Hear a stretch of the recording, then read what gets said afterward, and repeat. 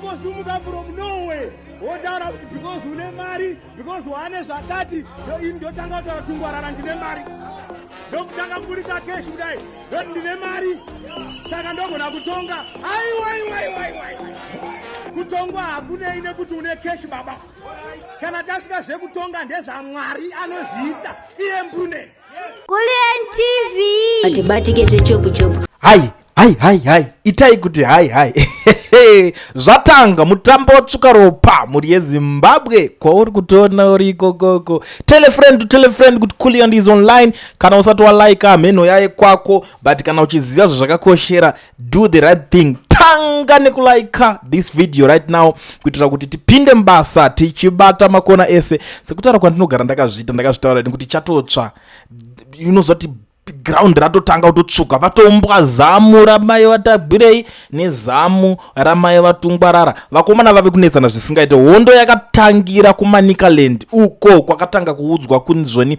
uyu Tagwirei anga netimu yake timu Tagwirei ndo yaida kuti ipinde ichinorepresenta iye ichinopita ikwane muCentral Committee but pazvakangonodaro hazvina kuzoita maitikiro iwayo muri kubata match yacho formation yakanotambika ipapo pakabva pataurwa kunzi iwewe haukwanisi kungochiqualify kunge uri muCentral Committee ndo pakazvakataurwa navamunyaradzi machacha vakati iko zvinezvi takumbochinulifya chinhu ichochocho Christopher Mutsvangwa nekuside ndobva anoibatira uko akadedzera kuti zvamataura ikoko tazvinzwa but tirikunonga ndezvemusoro wenyu zvatichaita tichaipindira nyaya yacho muPolitburo iko zvinezvi manje Christopher Mutsvangwa akubuda achitaura kuti zvoni ndakanotaura napresident kuti kune vanhu vada kuvhiringa mukomana uyu kuManicaland saka takataiwa gedza titaura nayo kureva kuti Mutsvangwa ariye akataura kuti nyaya tichaidiscussa muPolitburo achange ari number 1 kusapota ende Mutsvangwa nyaya iri kunyanya kumurwadza ndeye kuti ari kuona kuti Tagwirei painfluence yemupolitical party inonzi ZANU-PF Tagwirei ane more influence kudarika iye Mutsvangwa himself ndo nyaya yakuitika saka that's why vave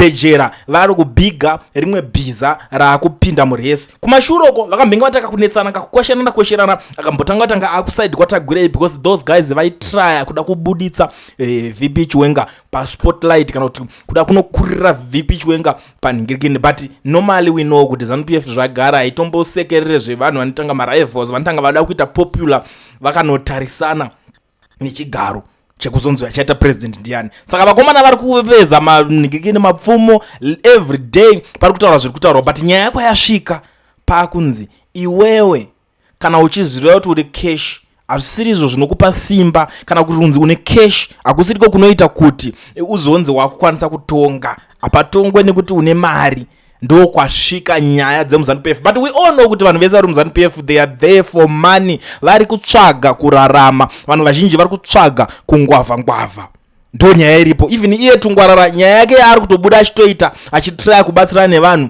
kubatsirana muhomwe ndo nyaya iripo ari kutongodza kuti akanodaiswa akanzi airwa maempowerment ake chichi angaziva kuti ari mwe empower nemari saka pazvasvika apa pakunetsana kwavakuita apa Tungwarara abhekwa naChristopher Mutsvangwa because Christopher Mutsvangwa juti rake rari kungobheka vafanira vachidiki vari kungoya vachida kuita sei vachida kuitawo influence it's like ada kutongoplayawo role yeking maker because akambotiraya kuita kuna Tagwirei futa kuti Tagwirei bofu futa kunonosaidirana naTagwirei vachida kutiraya kunorovera VP Chiwenga pasi neteam Geza yese because team Geza yanga yava zvine power yanga yakangonanga 1 2 3 steps but iko zvine zvigore rineri vaChiwenga vakatangawo dzavo nhingirikini dzedzo dzavanenge vachingoita campaign yavo against corruption yekuti vanenge vachitodedzera kuti iko zvine corruption hatisi kuda zvakadai so toda kuzodidi vanhu vanofanira kusungwa chichi like guys ndogara ndakakutaurirai ende kubva richatanga kubva risati ratanga 2026 kuti pachanakidza politics dzakamboitwa kumashuroko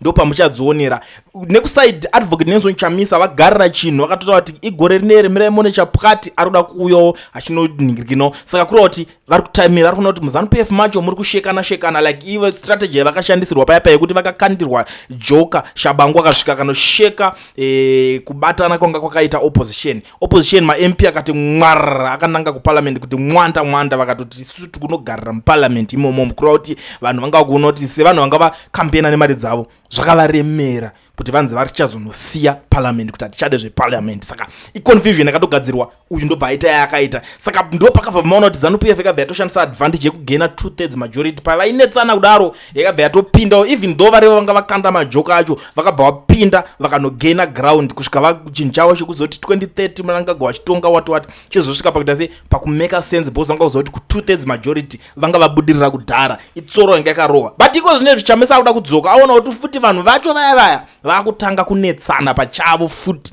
kuti uyu ane vake arikutaura kuti aiwa tirikuzopinda naMnangagwa chichi, but atozoti kuti uyu arikuda kunopindawo, uyu akuda kunogadzirawo dzakewo nyayo futi. Tungwarara ari kudawo ipapo kuti anga achipinda achinoluma. Ndo patasviswa nhasi nepolitics dzemuZimbabwe. I don't know kuti mimi kwamuri ikoko muri kudzionawo sei nyaya dzese dziri kuitika. Inini ndiri kuti mabviravira pachapisa. Ndosaka ndati itai kuti hai, because gore rineri akudyiwe rinopisa pachanakidza. Ende zviri kuitika ndezvekuti pakatanga kuzotaurirana nyaya, pane list revanhu vekuti vanofanira kunge vachisungwa futi museme gore rineri. Kune list revanhu vachange chitezi vachisungwa, but for your own information uyu chiri kuita kuti arwadziwe kuti aye kuti unzi une kesha zviro kuti unoita sei. Tagwirei ana vafana vake vanotomubeka in terms of nyaya dzehomwe. Tikatarisa Chivhayo iteam Tagwirei, tikatarisa Scott Sakupwanya obviously team Tagwirei, tikatarisa vanhu vakaita sana Hubert Enjoni vamwe vemachechi haisisiri secret, munotoziva kuti hapana kana one wekuti akambogara aenda paside 9 girikini. Kwatarisa vese vemachechi ana magaya team rese rine influence rere vanotongoziva kuti iteam rakabva kure rakatongodaro rakatobatana vachitoshanda vachitoita zvinhu maitiro avo iwayo.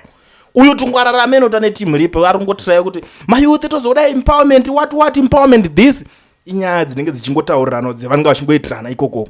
But pasvika chinhu chacho apa kapo ndo patiri kuti pari hot, pari kupisa, pakutodzanwa fair kuti kuti une cash tazvinzwa, but kuta cash hakusi kukuti utonge. Handisi kuziva because chinhu chakutinetsa izvezvi kuti tichi vakomana vari kutumwa here kuti vaite zvinhu izvi. Unenge wakabhekwa ka hanzi imwe secret iripo usati kana wako padhuze napresident wakupisa munhu wakutonhora kuti tonho uri padhuze napresident. Kutaura kwemunhu wekuti anenge ane a certain information so ikuti anenge achitoziva kuti okay but kadai so ane vanhu vari kumubheka. Hatichazive kuti pamwe kona kuti Tagwirei ari kurohwa chadonda netimu Mnangagwa, because team Mnangagwa in terms of kutamba politics zvavo vakadzitamba kubva kare. Vafana vese ava vari kuti vachitanga vari kusapota Mnangagwa but vachitaimirawo futi chigaro ichi. Tagwirei akabvira kudhara achishandisa homwe yake, pakanzi paroda kuitwa coup ndobva anosponsor, parikudiwa petrol akanosponsor, parikudiwa akanosponsor. All those things zvaiitika izvozvo zvaiitika because aiziva kuti ramangwana ari kuinvesta zvichadawo zvinoti pamwe idhiri futi inenge chiwengawo futi wakainvesta zvakatoinvesta kutobvuma dhiri racho. That was not an easy task honestly, kuti padatwa kuyaya yakazonzi operation store legacy kuti unonzi wachibvuma chinhu chacho chega cheche, that was not easy. Sakura kuti vanenge vane maagreement vakasaenderana naTagwirei wekusponzwa mari yake agreement yakasaenda. Saka chiwengawo mukangona zvakangoitwa what hey resolution 1 what ikatangira Bulawayo vanzi Mutare Z zvimwe zvezvo vakutoti ngapandozonzi hamuchazomirira mberi iyo tozoona zviri mberi, but Mnangagwa ngambosvika 2030 netimu 2030 vanga vese vaibheka naTagwirei nanani vaibheka Mnangagwa. Now Tagwirei manje wasara waiwewo apadhuze wakuona kunge ndasvika kana chiwenga atonyararidzwa kwakubudikira Tungwararawo manje akuti kuti akesha zvinoti unoona papinda. Saka ndikuona kunge pari kurowana chekuseri. I don't know mafungiro angu inini guys, ndikuona kunge pari kurovana chekuseri nevana vevanhu avo. Ndo pandikuona nyaya yacho. But anyways rekedzera pinde pane imwe nyaya muri yeZimbabwe nsandarwa pasi zvangu because I know kuti hey a lot is going on. Ndoziva kuti mapisiro ari kuita nyaya idzi guys tikasadzitaura panogona kunetsa. Padzikiswa mari panapa dziri kunzi dzadzikiswa dzinedzi nyaya dzevehicle registration and licensing amendment regulations idzi. Saka pamota ye-first time vehicles pakuregister mota yako kubva musi wekutanga wakukwanisa kubhadhara $50 mota nyaya yange yambonetsa nyaya yemanikirikini right. First time motor cycle registration futi imwe yacho angori ma50 and first time trailer registration 50 futi takaenda. Change of ownership yadzika yapa $95 change ownership and vehicle retaining plates iri pa $15. Anyway, change of ownership for motorcycle trailer buying new plates iyo iri pa85 iyo mugare mapaonesesa. Batai manumbers ayo because ndozoti vanhu vazhinji munozotyama kutenga mota apa. Batai manumbers ayo andikudedzera because handisi kuzodzokorodza. Change of ownership for motorcycle trailer retaining plates iyo 15 iyo ndopairi. Replacement of PSV motor vehicle number plates $85. Replacement PSV trailer number plates iyo iri pa $80. Duplicate third plates only $35.